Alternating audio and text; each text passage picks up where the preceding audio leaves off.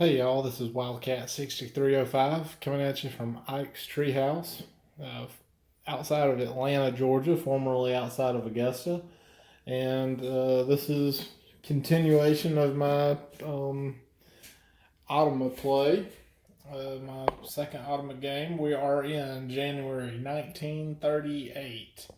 So this is the start of the term. The German turn right now. So the Germans have completed phase one of the turn phase. So uh, they've lend-leased and well, they've researched and purchased their units. So they're about to start moving into combat move and combat here.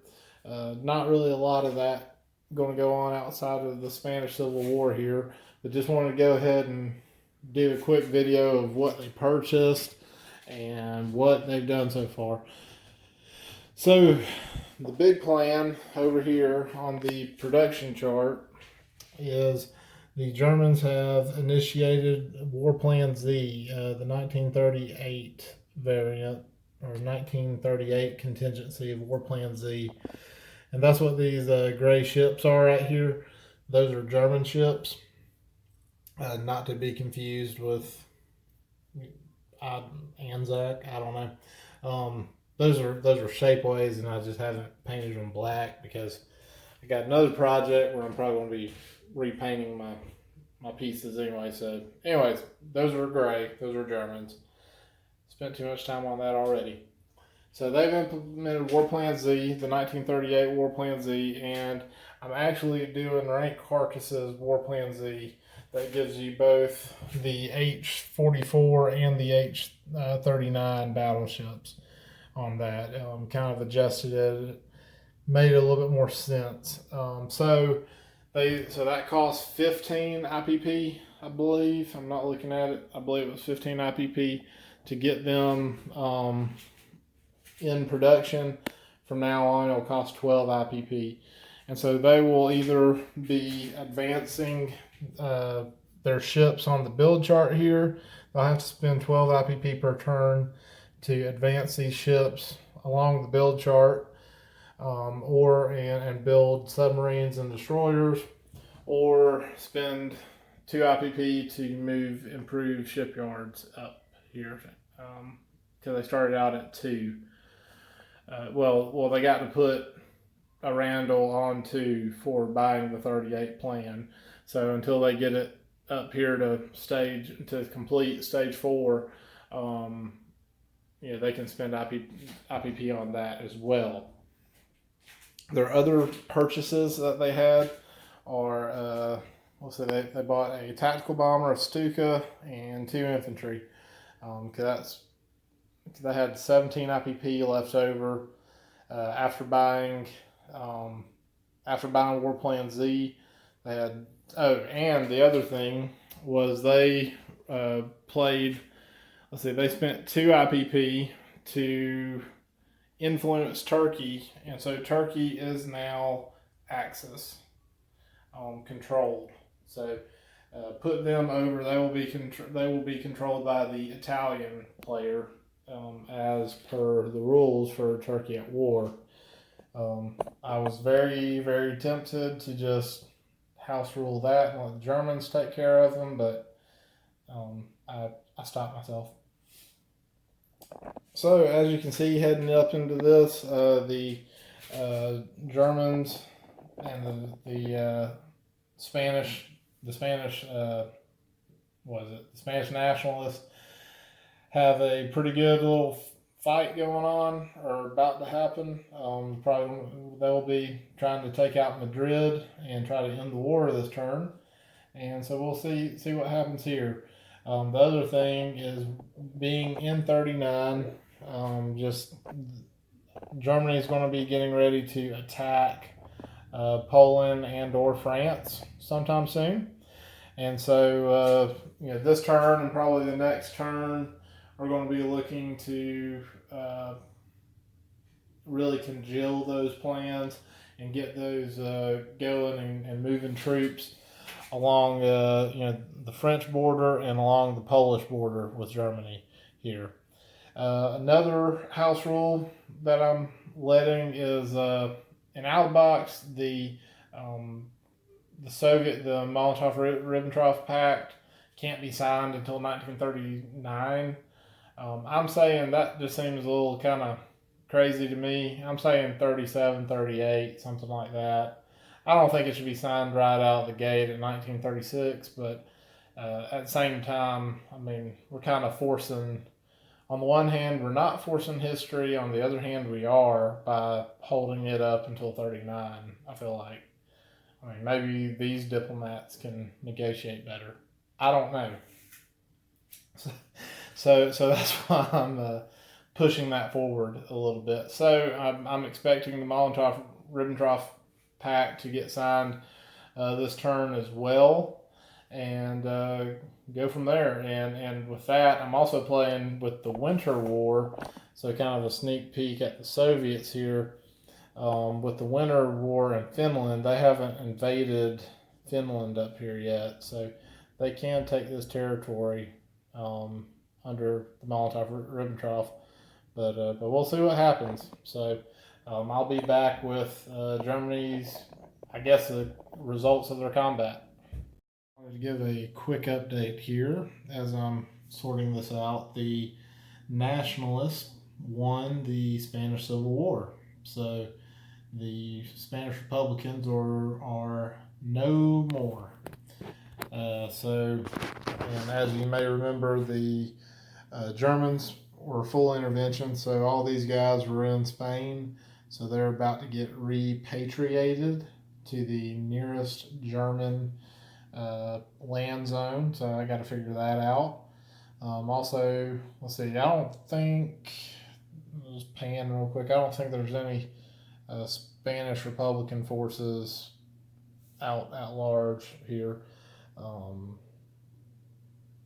But yeah, so one thing I wanted to show real quick, and I think I showed this in the earlier video, but one thing that I did here was I made kind of the Spanish Civil War scoreboard here. And this has the event, the random event, and so I was just putting the control marker on there as those events were happening, so it helped me keep track of what happened. And then I also made a little expanded intervention and full intervention column down here at the bottom, just so I could keep up with what nation was what. And then also one thing that I did in my big notebook of all the base rules and all the expansions in here, in my section for the Spanish Civil War, you open it up and you got the overview, you got the table of contents, and then there's like an introduction page. Well, what I did was I just printed off a copy of the Spanish Civil War rules that are in the base game, because a lot of the expansion rules go back in reference to the base game rules. And I felt like I was all the time like flipping. Oh, wow, look at that. I flipped right to that. Wow.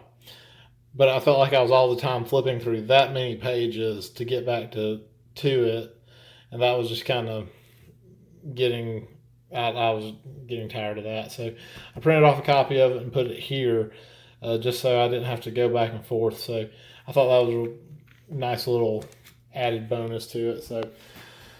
So yeah, so finished out the Spanish Civil War, and still got Germany still needs to finish doing whatever they're going to do, and got to figure out where all these guys need to go.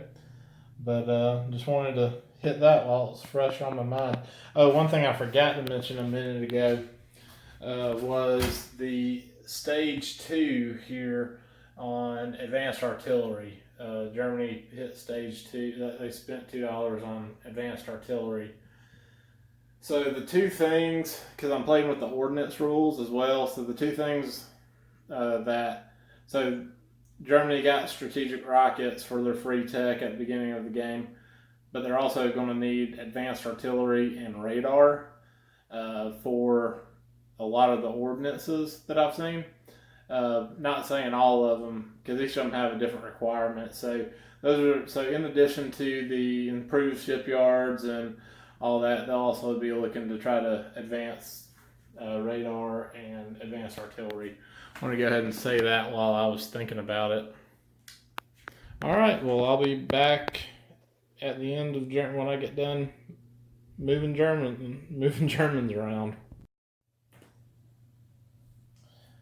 All right, so end of the German turn. Place their units. Just moved a few things around with the German forces that were full intervention. Had to move them back, so they came through this route and got repatriated to West Germany. They could have taken the train and came and railed back into Germany, but the French said, no, we're not going to let you do that. Not that mattered too much. It really was just the difference of landing in Munich or West Germany. But now they're in West Germany. So kind of with that, just the physical logistics of putting all those planes in West Germany. I just kind of moved some of the troops around. This is my Berlin stack right here. Is over there in Africa. So moved a couple planes around just to make room, physically speaking, on the game board. Moved some units into Berlin so we could have space for everything. But that was pretty much it. Just moved a little bit around and got everybody back in Germany. So now we can kind of start recalculating and start divvying up the forces between, this front that's going to happen and this front that's going to happen. Going to collect IPP and that'll be it. Okay, got the Soviet and CCP turn. The Soviets, this turn, we had just signed the Molotov-Ribbentrop Pact. I don't know if I said that at the end or not, but the German player and Russian player decided to come to that agreement last time because essentially what I'm saying is I'm bumping it up a year. I'm saying, hey, let's go 38, or it can be signed in 38. So did that, and so the Russians are over here readying for the Winter War. Still saying that needs to be January 39 or after after Germany has started this, if they've signed, if the Molotov-Ribbentrop Pact has been signed, then it can be after the Germans invade Poland. We can bump that up. So that's what we got going on up here. So really with the Russians over here on the Japanese Manchurian border, just kind of shifted some troops around. So they ended up moving. So now we got two guys over in Vladstock, and then we got just kind of everybody kind of shifted over to really kind of toughen up that border there. Had a motor, and these guys were in Leningrad. Had a motorized infantry here that we ended up. So he moved to Stalingrad, where there was a motorized, and he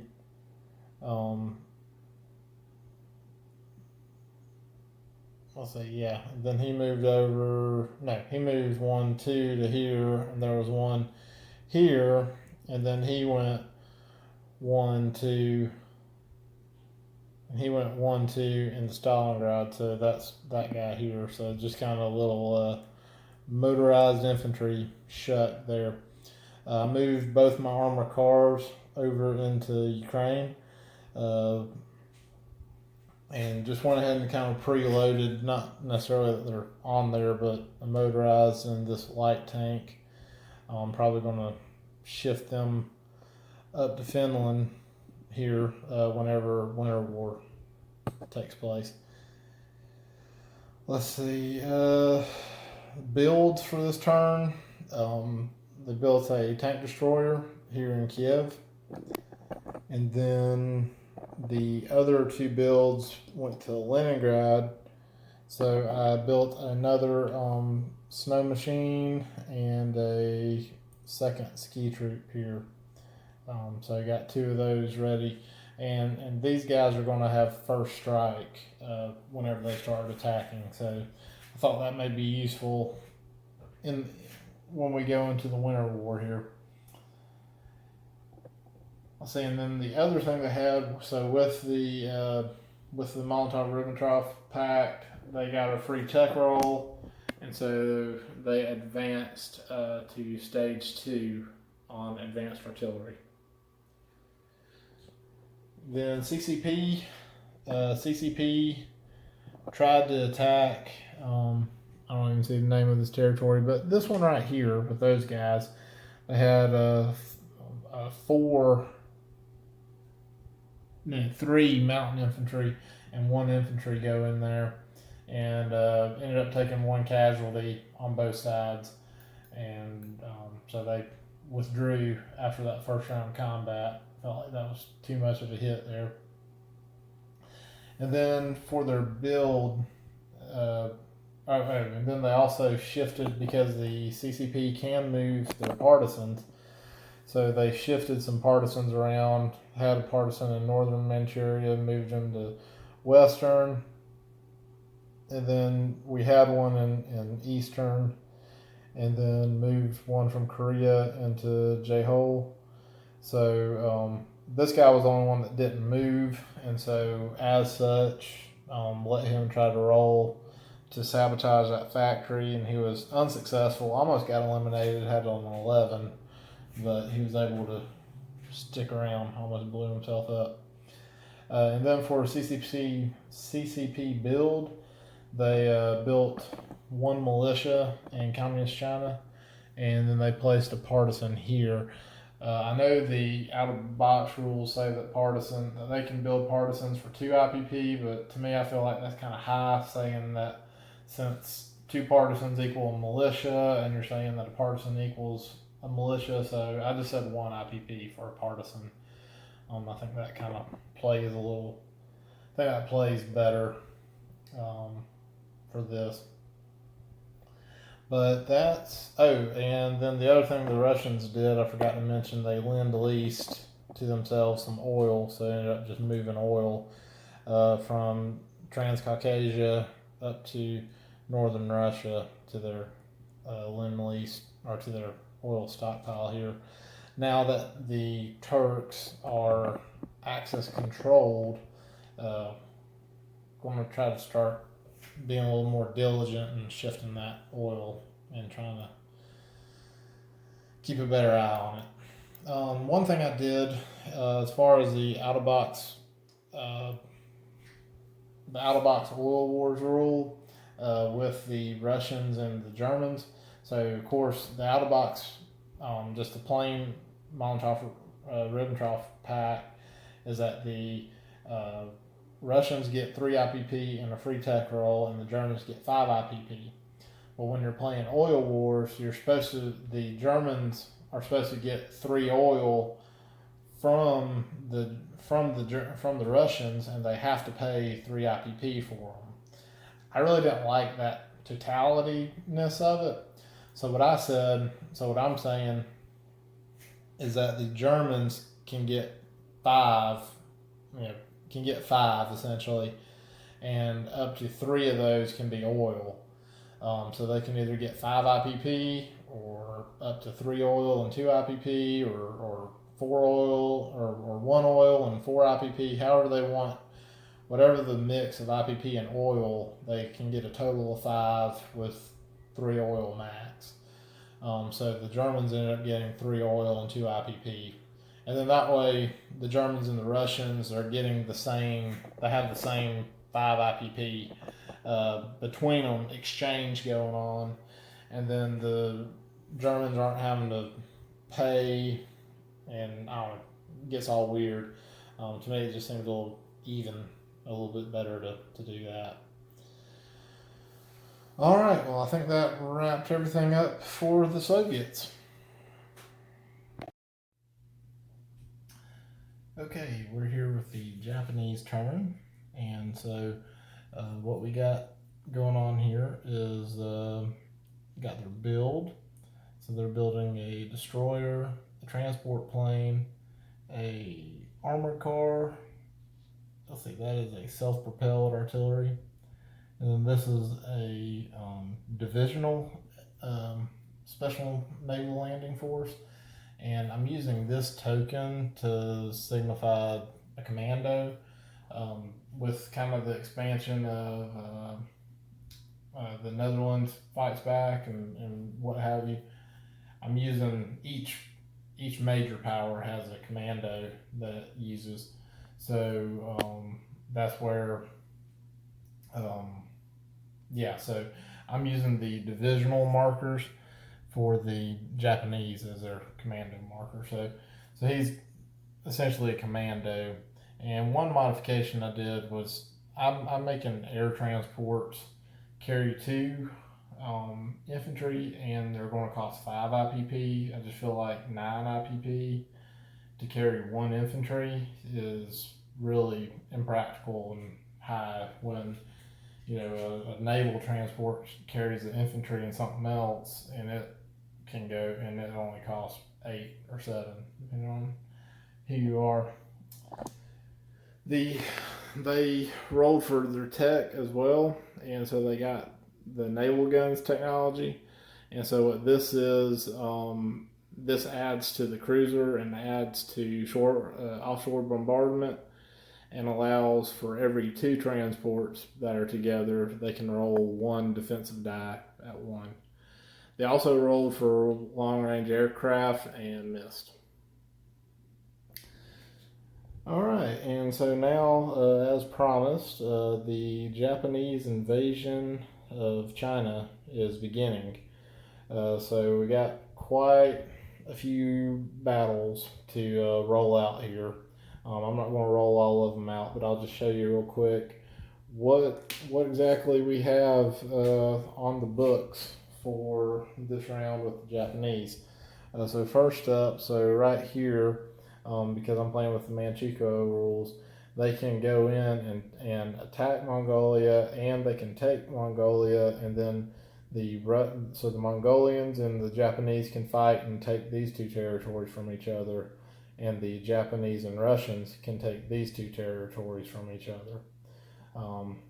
We're not attacking the Russians, but we are attacking the Mongolians because they have this oil right here. If we can hold it till next turn, we can go ahead and burn it. So that battle is this one right here. So it's going to be a cavalry and a militia against artillery, motorized, the infantry, and the Kautang army.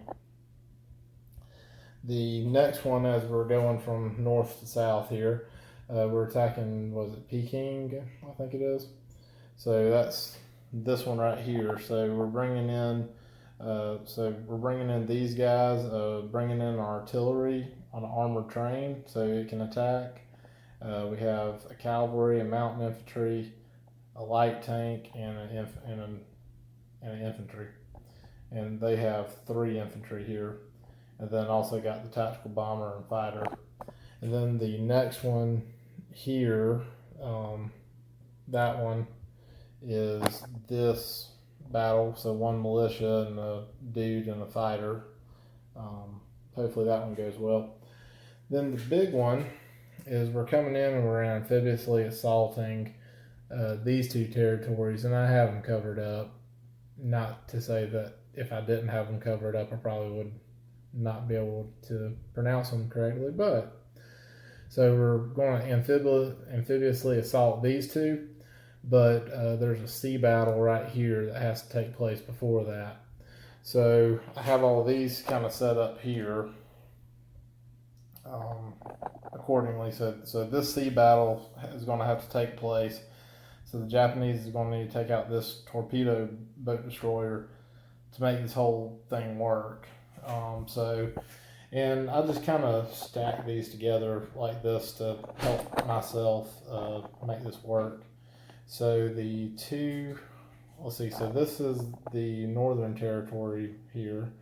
And so this is going to be the first, probably going to roll this battle first. So you can see you got 4 guys here and bringing all this in, and they're going to offshore bombard. And then kind of the same thing, got 3 guys here with an American commander, and then a little bit of offshore bombardment. So we'll roll all this out and get back with you. All right, so finished up the Japanese turn. So as you can see, the landscape is a little bit different. They took this one from Mongolia, so now the rest of Mongolia, so really just that one cavalry is Soviet controlled now. Let's see. So essentially, they took all these coastal, was it 1, 2, 3, 4 coastal territories right here from the Chinese, and then this one right here didn't take it yet. Was it Nanking?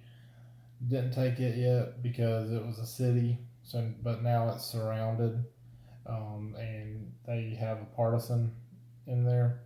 So that'll happen next round. But yeah, so they had a very good round. So these 4 dudes are in here in Peking, and of course all these flipped.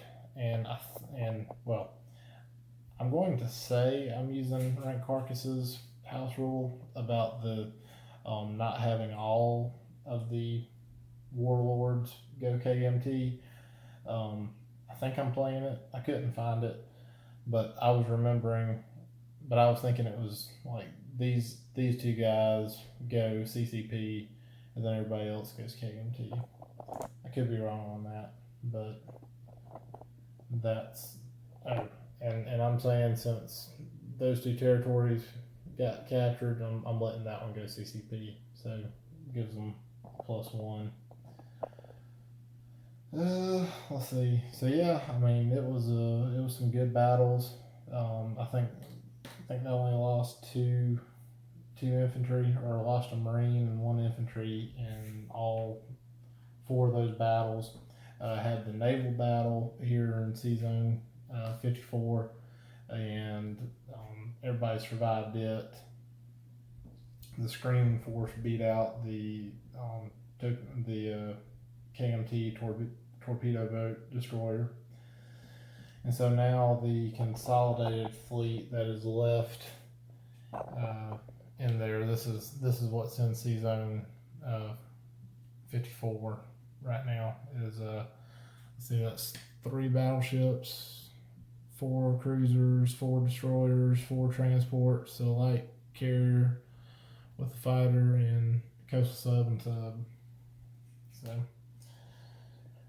quite an active round. Went ahead and placed their units. The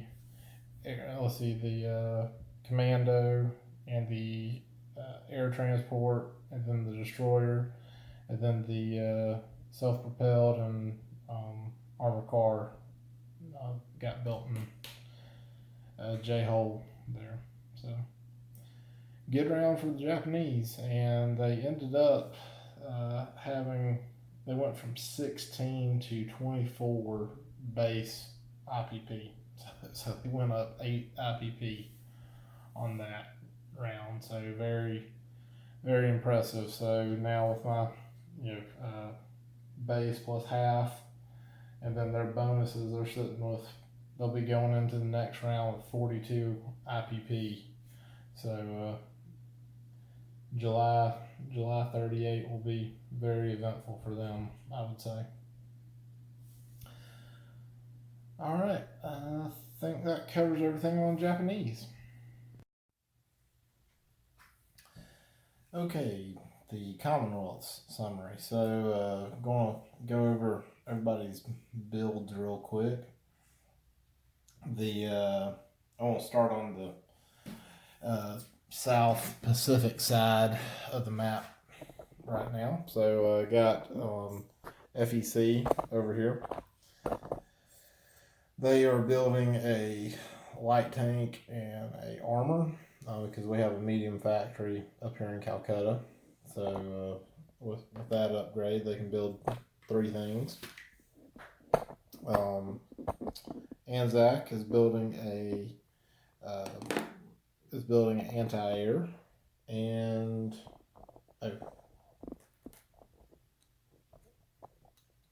place them on this rather than put them on in the build unit spot. And in the Dutch are building a militia that's going to go there.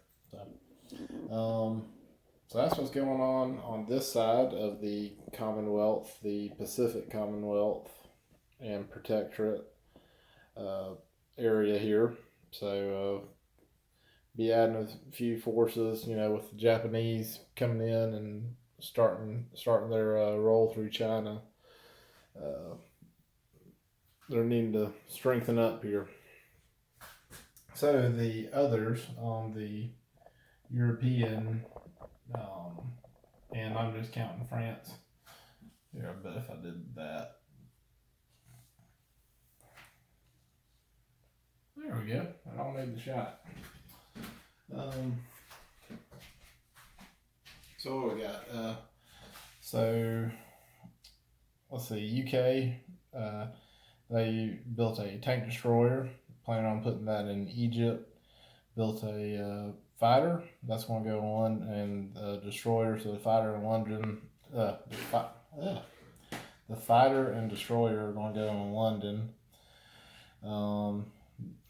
They didn't do any tech rolls this round. Probably should have, but didn't. And then let's see. Canada is building a self-propelled artillery and infantry. And then France is building a militia, an infantry, and a light tank to go in. I guess the militia, but these two will go in pairs, obviously. So that's what we got on the books at the moment. So there'll probably be a few minor non-combat moves there, and go from there. So if there's anything, I did already start moving a few guys here. Moved some guys around up there. I don't think I touched anybody here. And then I had 2 guys. I had 2. I had 2 infantry in Transjordan. I moved one of them to Cairo. And then I moved this dude there from here to there.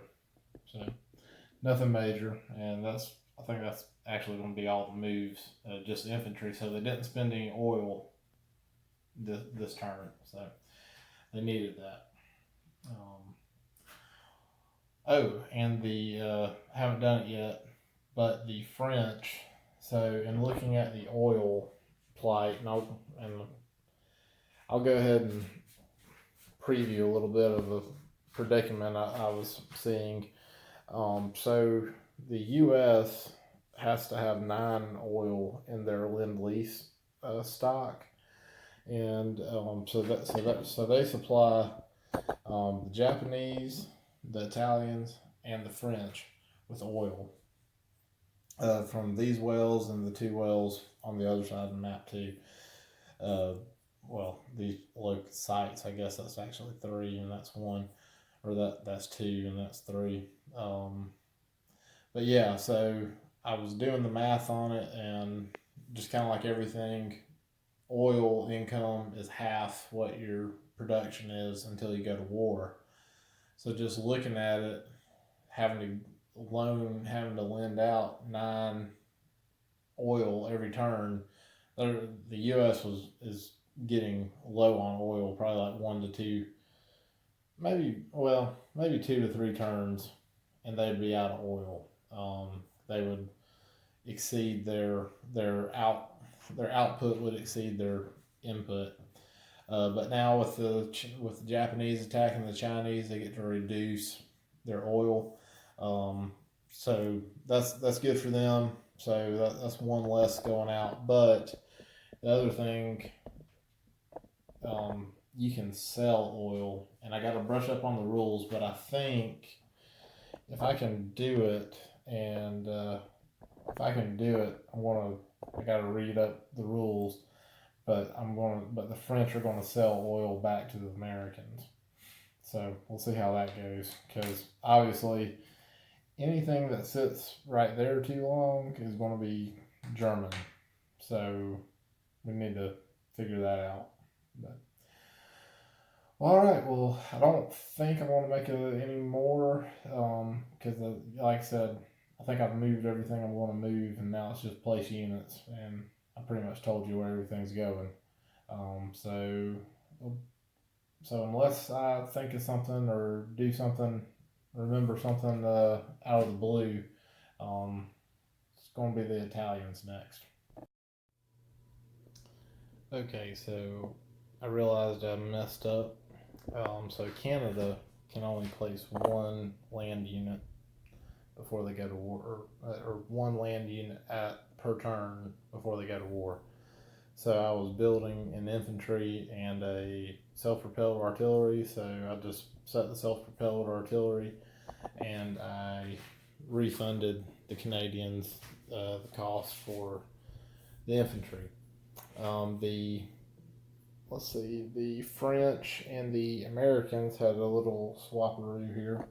So the French ended up, so the rules are for oil is if you can always sell oil regardless of your Lend-Lease status.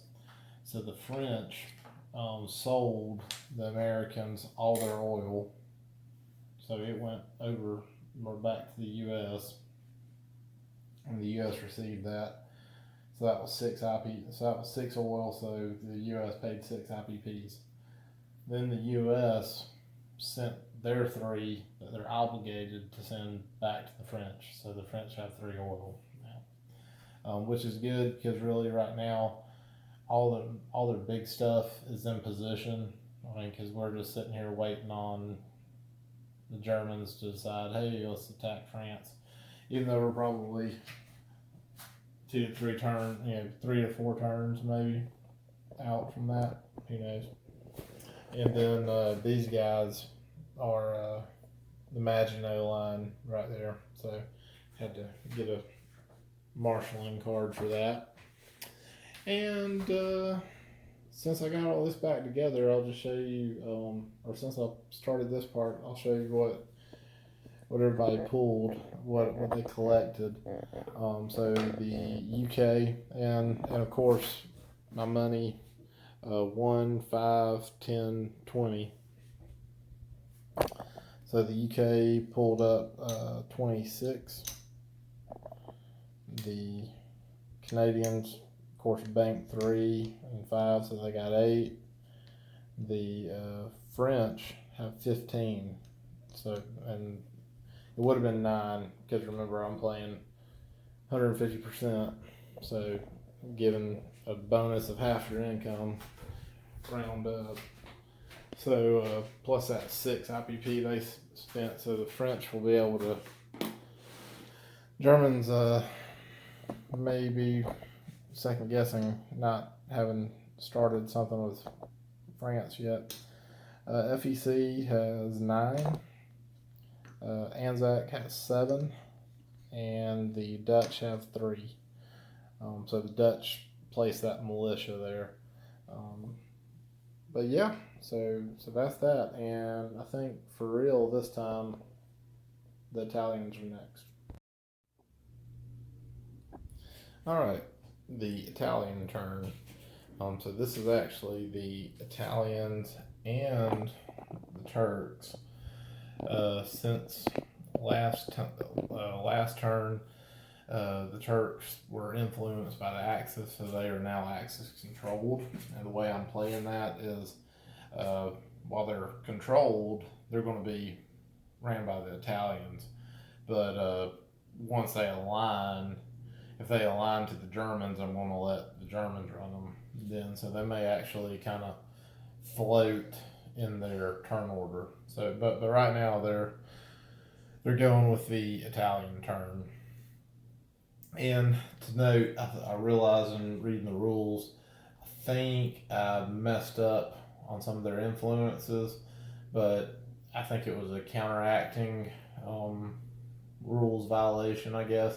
I think I let the Americans and the Japanese roll for influence with the Turks, and I shouldn't have allowed that. It's only the Germans, Italians, Russians, British, and French that are supposed to be able to roll for Turkish influence. But like I said, since I let both the Japanese and the Americans roll, I feel like that's a counteracting thing, counteracting point for them. All right, so not a lot happened here. The Turks, they ended up. I'll cover them first because it was pretty straightforward. But they had money, and so what I'm so they had some money from their influence bank and starting money and stuff. So they had 5 IPP, and so they bought a mountain infantry because right now, while they're controlled, they can only play off of the minor build chart. They can't play off of the major, which if you remember the minor build chart, here it is right here. Essentially, they can just infantry and artillery, no tanks or anything like that. So they built another mountain infantry. I think I pointed to the wrong mountain infantry. Place this mountain infantry, not that one. He was already there. So place that mountain infantry for them. But then also, since I'm playing with the partisans rule, the Turks have the special fifth column partisan rules. They got the Armenian and the fifth column partisan rules. And so they get to roll for extra partisan roll pretty much on any territory that's adjoining them. So that's Cyprus, Syria, Iraq, Persia, and then also Transcaucasia. So those are the ones. So they rolled for a partisan roll and all of those, and they got one there in Cyprus. So now this gives the British something to worry about, because if they get 2 partisans on a combat move, they can form that into a militia, and if nobody's there or the militia win in combat, they can actually capture territory, and it's not a declaration of war because it's seen as a separatist movement. And since Cyprus is worth 1 IPP, that the British are probably going to try to put a militia there next turn. But something to keep an eye on too. So that was the Turks there, and then the Italians. Kind of had the thought. Obviously, as I did here, building a minor factory in here in Egypt, in Cairo. And that's kind of one of those widely debated things. I've seen people on differing opinions on whether if you need to build a factory in Cairo, both in Global War and really Global 40 in both games. Some strategy kind of floats over to both games.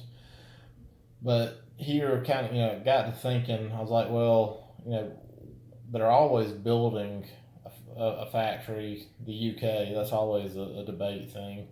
But really, the Italians, the only factory they got is a major factory in northern Italy. So I'm like, so this turn, the Italians started building a miner factory there. In yeah, so that will get them set up in Tripoli. So they'll have a miner factory, and essentially what they did was, they placed the Italians had 12 IPP at the start of this term. They're making 11. They rolled 2 and got wartime economy, or got stage 1 wartime economy, and then the other 5 they used to place this. And rather than buying, I was debating, did I buy militia and infantry, or what to do. We just held on to the other 5. So essentially, we paid for the factory. We just got that other 5. That's going to put it on the board next. We saved the 10 that it's going to take to place that miner factory there in Tripoli. I just felt like that was something kind of good. Right now, the Italians only have 1 transport. So next turn, we may look at putting in a transport and trying to build up the Italian Navy in the Med a little bit more. But really, kind of the big thing, if the Italians are going to be expected to hold, hold the beachhead essentially for the Axis for Northern Africa, for a Northern African campaign in the future, we need to kind of build it up and have some infrastructure there, and not just dependent on transports here, because one bad Vichy roll and it could be a bad day for the Italians here, being stuck in the Med between, there will be an anvil and hammer situation there. So just trying to plan long term here. But like I said, other than that, the Italians, they didn't place anything in Italy.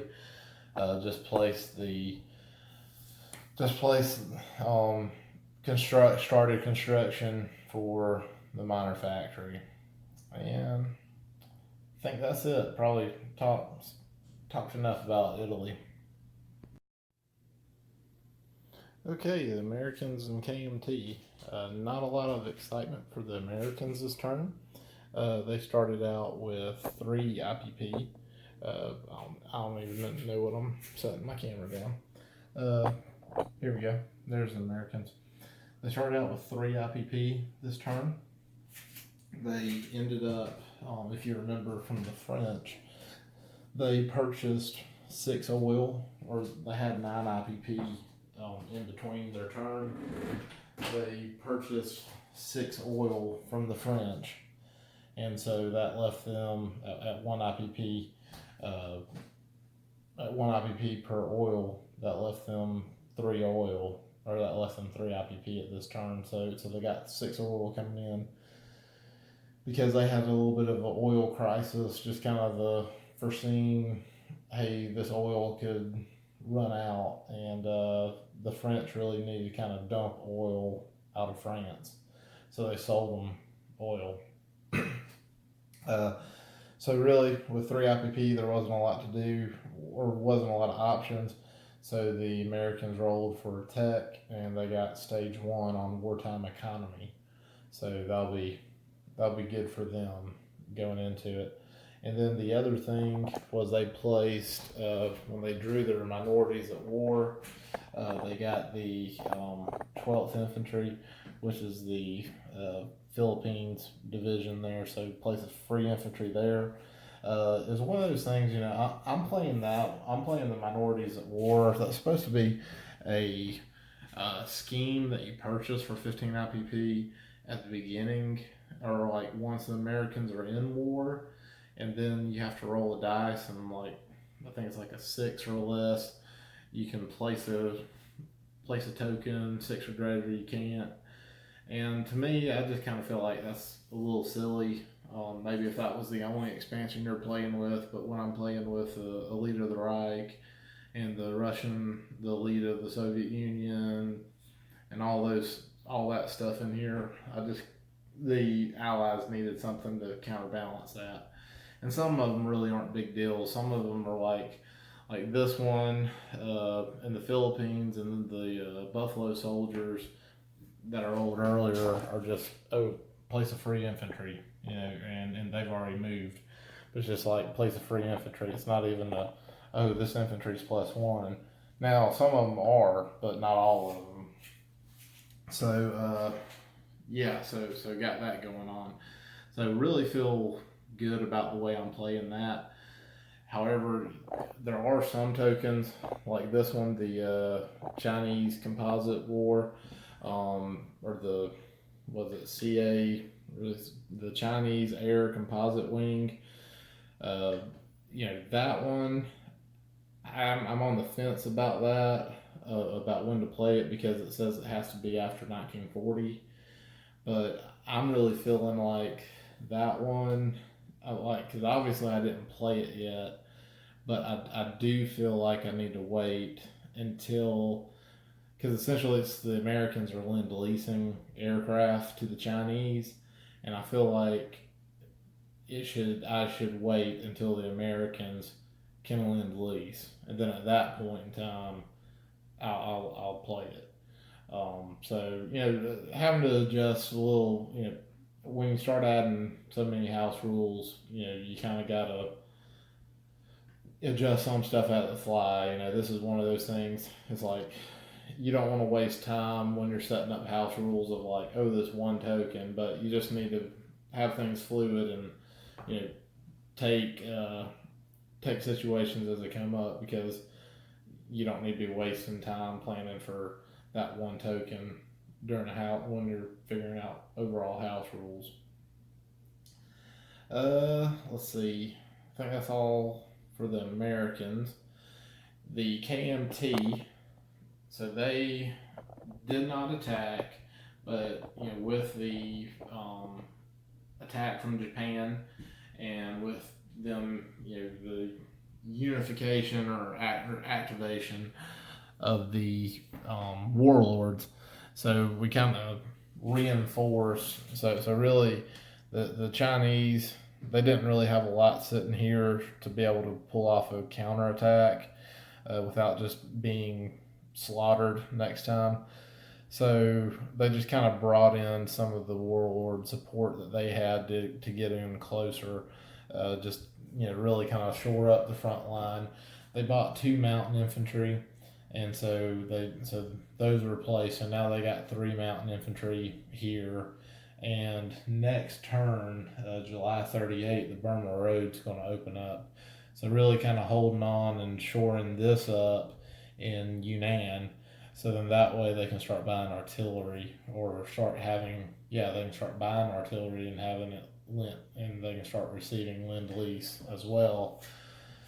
So those are kind of the important objectives. One thing I messed up on when after the Japanese attacked and I was resolving everything, I forgot about the commander. I just threw him in my kill pile, but I realized, oh yeah, there's commander rules.